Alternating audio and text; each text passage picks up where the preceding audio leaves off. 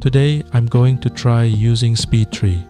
SpeedTree is a piece of software not many people know about. I'll be spending a bit of time creating a tree using SpeedTree, customizing it as much as I can. After that, I'll bring it into Blender, set up the shader, then render the tree in anime style. I'll also use one of SpeedTree's built-in sample trees and show how to reuse it to get similar results, saving you time and effort. So first, what is SpeedTree? It's a tool used by a lot of AAA studios, specifically made for creating vegetation. Many games use SpeedTree without people realizing it. God of War, Days Gone, The Witcher, Assassin's Creed, and many more. It's also heavily used in film and TV due to its high quality and robust physics support. This isn't my first time using SpeedTree. I worked with it years ago while at a studio. This might come as a bit of disappointing news, but SpeedTree isn't free. In fact, it runs on a subscription model at $19 per month. However, I'll show you how to use the 10-day trial version, which gives you full access to all features. There's also a learning edition. I'll get into that part later. Let's talk about what we'll do today. First, create a custom tree from scratch in SpeedTree using the trial version. This won't be a full SpeedTree deep dive tutorial. Otherwise, we'd be here for hours, so I'll link some of the tutorials I learned from in the description if you want to explore further. We'll then bring the tree to Blender, set up lighting and shaders, and do a quick render. I'll also show you some fast tricks and tips along the way, and finally help answer the question: should you use SpeedTree for your own projects? In order to try SpeedTree for free, just visit the SpeedTree website, register an account, and download the evaluation version. You'll get a 10-day trial. However, I recommend starting with the Learning Edition, which is unlimited but doesn't allow exporting. Once you're familiar with all the buttons and settings, you can activate the 10-day trial to get full export access. This way, you won't feel pressured to learn everything before the trial runs out. When you install it and open it up, there are already high-quality sample trees available, complete with wind settings. You can press 8 on your keyboard to preview wind animation, and to me, it's one of SpeedTree's best features. These samples are professional grade and ready to be used or modified for your film or movie. For games, you might want to optimize it quite a bit, or simply use the SpeedTree assets designed for game engines. Now let's create a tree in SpeedTree. Here's a quick overview. First, build the tree structure. This includes roots, trunk, branches, twigs, and leaves. I combine procedural tools from the generation system with manual tweaks to get the shape I want. Next, apply basic materials. Lastly, add wind animation. First, let's build a tree from scratch. As mentioned earlier, this won't be a step-by-step tutorial, but I'll walk you through the core features and the principles behind them. To start, I'll create the trunk using the freehand tool, which lets you draw the trunk in any shape you want. To use the freehand tool, choose the function that you want, then hold space, then click on the viewport. I'll also use it to add the main branches. This tool gives me full control over the base shape, making it highly customizable from the start.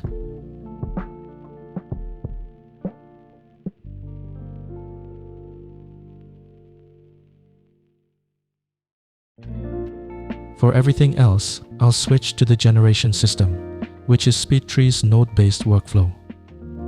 It allows you to procedurally build the tree, from trunk to branches to leaves, by connecting different nodes together.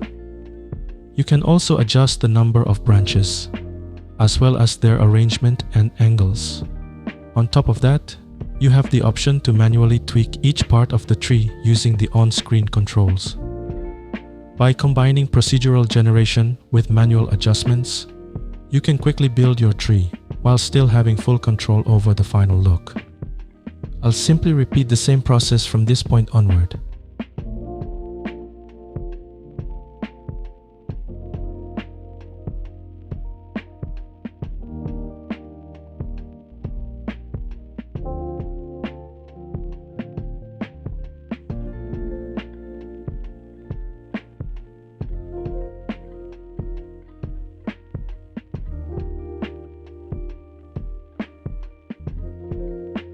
Before adding leaves, I'll generate small twigs first, using the same node system to create a more natural growth pattern.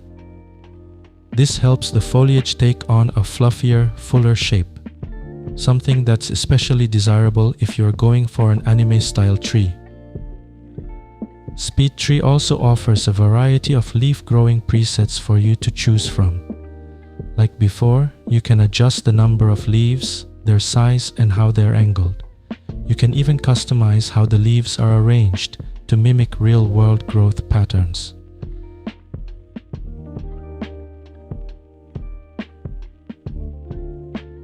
At this stage, the tree is mostly done.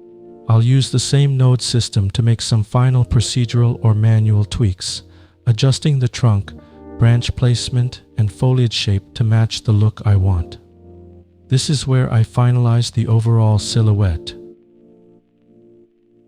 Once the tree's basic shape is finalized, it's time to apply materials to each part.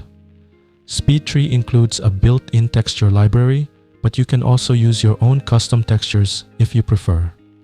Keep in mind that materials in SpeedTree are mainly for visual reference while working inside the software. Since the goal of this tutorial is to create an anime-style tree in Blender, I'll only reuse the textures from SpeedTree. The shaders in Blender will be created entirely from scratch. Next, it also allows you to generate custom leaf meshes. One important reminder, make sure to enable double-sided in this window. This workflow relies heavily on leaf vertex normal, so having two separate mesh sides is crucial. I'll tweak the leaf shape and apply materials directly within SpeedTree, and you can control the mesh resolution depending on how close your camera will get in the final scene. SpeedTree's freehand feature also includes a trimming tool that works much like real-life pruning. It's intuitive and surprisingly fun to use. Tools like these are part of the reason I really enjoy working with SpeedTree. After trimming, I apply textures to the trunk using SpeedTree's built-in library, which offers a variety of bark types.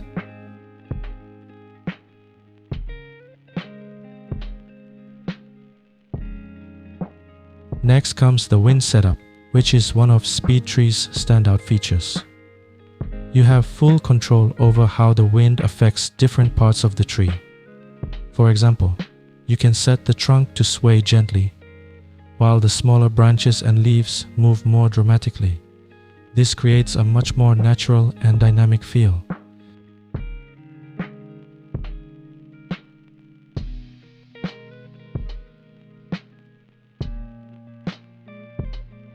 You can also add turbulence to simulate gusts and uneven wind patterns, giving the tree a more lifelike and cinematic motion. The tree is nearly there. It just needs a few final adjustments. I'll add a slight curve to the trunk to make it feel more organic, and apply some displacement to the trunk and branches to give the surface more natural variation.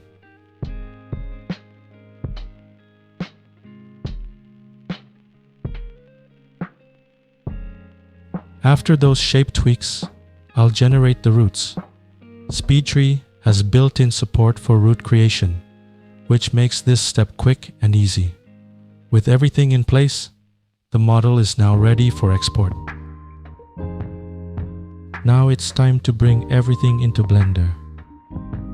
First, export the tree from SpeedTree, including the wind animation data.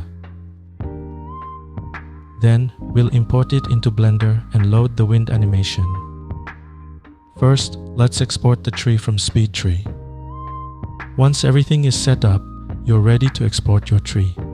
Make sure to enable wind animation in the export settings and choose the appropriate frame rate and animation duration. Export the mesh as an FBX file, which Blender can read. The wind animation itself will be saved as a PC2 cache file.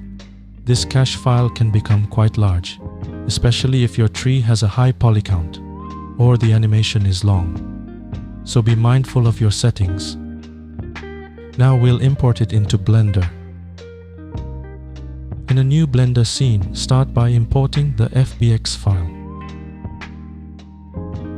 Then, for each part of the tree, add a mesh cache modifier and load the animation using the PC2 format.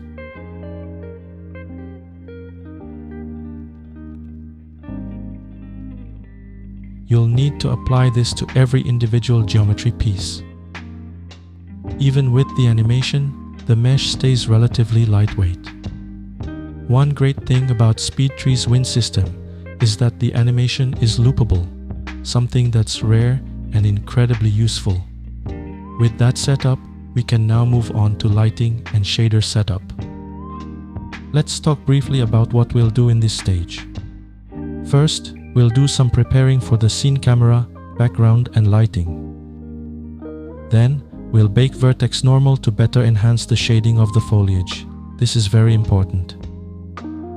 Lastly, create a shader setup specifically for anime style tree. We'll now do some preparing for the scene. First, I'll remove all the default materials that come with SpeedTree and assign new ones so I can start fresh with the shading setup.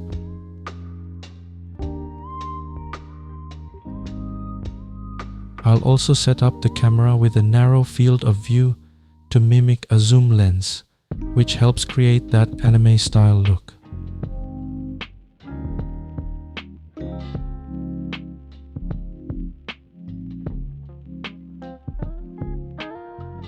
For the background, I'll use a simple flat plane with a static 2D image, since the focus is on the animated tree. By keeping background elements static and only animating the tree in 3D, the workload stays manageable.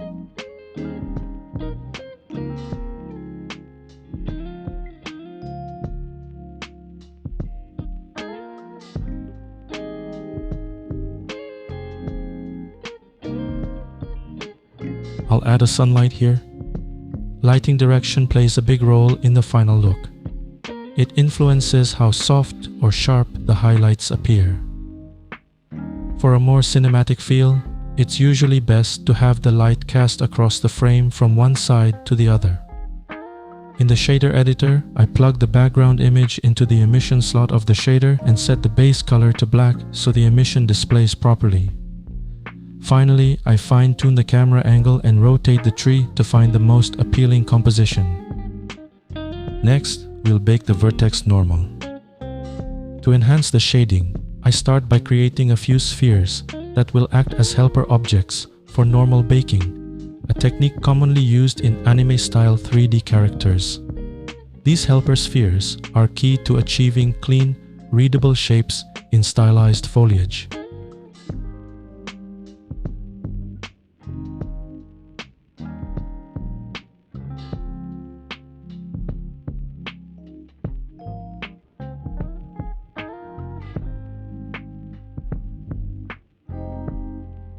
I combine them into a single mesh, then use a data transfer modifier on the foliage to copy the normals from the spheres onto the leaves. This gives the tree clearer form definition and helps reduce visual noise in the render. Make sure the data transfer modifier is placed last in the modifier stack to avoid any baking issues. Also, be sure to keep the helper spheres in the scene. Don't delete them, as they're essential for the normal transfer to function properly. Here's a comparison between the foliage before and after baking the vertex normal. As you can see, the shading becomes much more consistent. Lastly, let's create the anime shader. I'll start by opening another shader editor window and enabling viewport shading. For the shading, we'll begin with a basic cell shading setup using 3 core nodes: diffuse BSDF, shader to RGB, and color ramp. This is the most common and straightforward cell shading method. Your color picking skills really come into play here. The better your palette, the better the final result. Also, don't forget to enable backface culling in the shader settings to avoid visual glitches.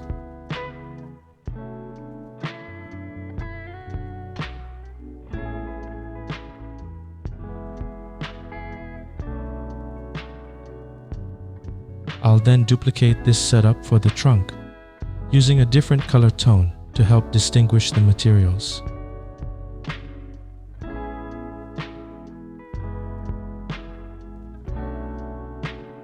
And that forms the foundation of our shader setup. Most cell shading workflows will start with these three core nodes and build on top of them from there. Next, I add alpha transparency to the leaves using a transparent BSDF combined with a mix shader. SpeedTree conveniently provides alpha masks with its assets, so you can simply plug those in. A handy trick is to add a hue and saturation node after the color ramp. This lets you quickly tweak the colors. To finish off the shading, I add ambient occlusion for better shadow control. Using a color ramp to fine-tune the intensity, and a multiply node to blend it with the existing shading setup.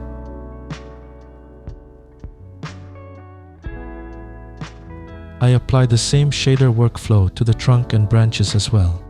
You can take things further by blending in different color tones or tweaking saturation to explore more stylistic variations.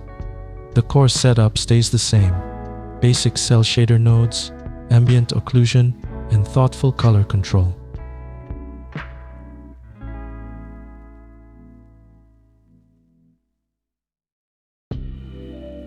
To add extra detail, I also add a normal map. Just be sure to set its color space to non-color to ensure it displays correctly. With this setup, you now have a solid anime-style tree pipeline using SpeedTree and Blender. And here's the result after all that work. What do you think? Now I'll show you a quick and easy method. This is actually the approach I use when working on a rushed project. The steps are simple. Pick one of SpeedTree's high-quality sample trees. Make a few quick adjustments to match the look you want. Import it into Blender and reuse the existing setup. First, open a sample tree in SpeedTree. Now, let's open one of SpeedTree's built-in high-quality sample trees.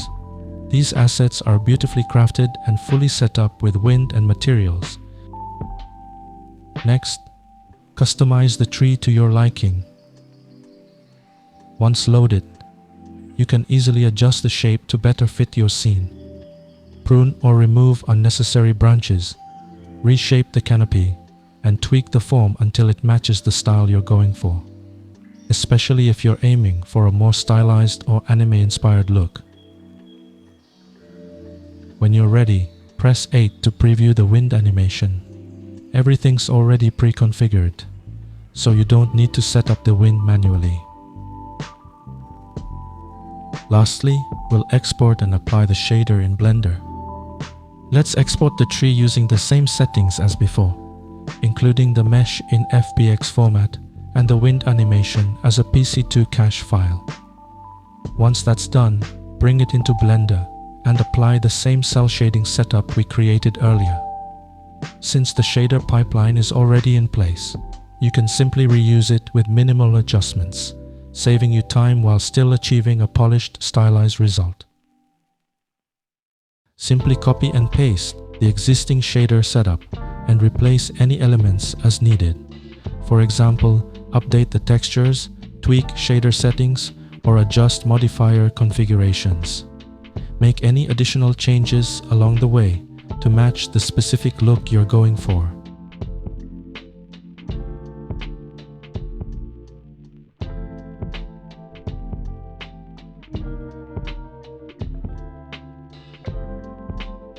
Once again, I'll create a simple 3D shape to bake the vertex normal.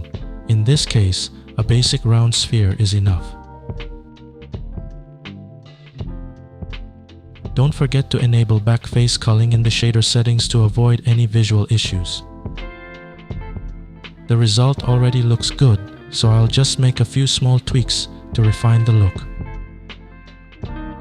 Next, I load in the cache file for the wind animation using the mesh cache modifier. That's it. It looks fantastic and takes almost no effort. That's why I recommend this method if you're short on time. So, should you use SpeedTree? It depends on your needs. If your trees are far in the background, or you just need a few simple assets for a game, SpeedTree might be overkill. In those cases, free or lighter tools may be more practical. But for cinematic close-ups, stylized animation, or high-quality film visuals, especially where wind animation is important, SpeedTree really stands out.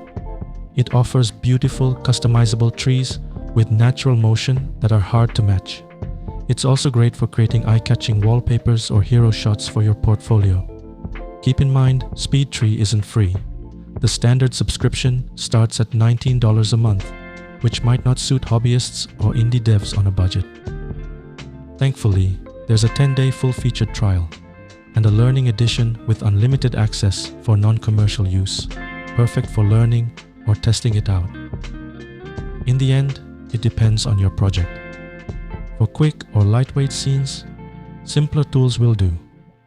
But if you're aiming for top-tier quality and animation-ready results, SpeedTree is a powerful option well worth considering. I hope you found the tutorial helpful and enjoyable. If you have any questions or want to share your creations, please leave a comment below or reach out to me on social media. Don't forget to like, subscribe, and hit the notification bell so you won't miss any future videos. Until next time, keep creating and have fun with your art.